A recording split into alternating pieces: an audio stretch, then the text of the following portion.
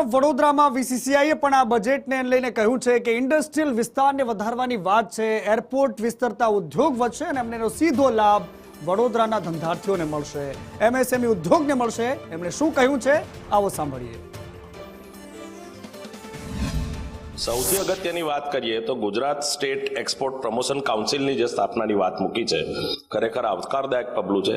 કારણ કે જ્યારે ગુજરાત એક્સપોર્ટની અંદર એક્સપોર્ટનું હબ બનવા જઈ રહ્યું છે, ત્યારે એક્સપોર્ટની જે કાઉન્સિલની સ્થાપના થઈ છે એ આવકારદાયક છે। સમાજને અને ઉદ્યોગોને આવરી લઈ અને સમાજના દરેક પહેલુંને આવરી લઈને ઉદ્યોગોની દરેક જરૂરિયાતને દરેક વિભાગોને આવરી લઈને બજેટ રજૂ કર્યું છે, જેમાં ઉચ્ચ શિક્ષણ, ટેકનિકલ શિક્ષણના વિદ્યાર્થીઓને ઇન્ડસ્ટ્રીઝ સાથે કનેક્ટ કરવાની વાત છે। આઈ હબ દ્વારા ગુજરાતમાં 4 સ્ટાર્ટઅપ સેન્ટર્સ ખોલવામાં આવશે, જેમાં વડોદરામાં પણ એક સ્ટાર્ટઅપ સેન્ટરની ફાળવણી કરવામાં આવી છે। ઉદ્યોગોના હરણફાળ વિકાસ માટે જરૂરી હતું ઇન્ફ્રાસ્ટ્રક્ચર, જે ઉદ્યોગકારોની માંગણી હતી એ માંગણીનો બી સંતોષવામાં આવી છે।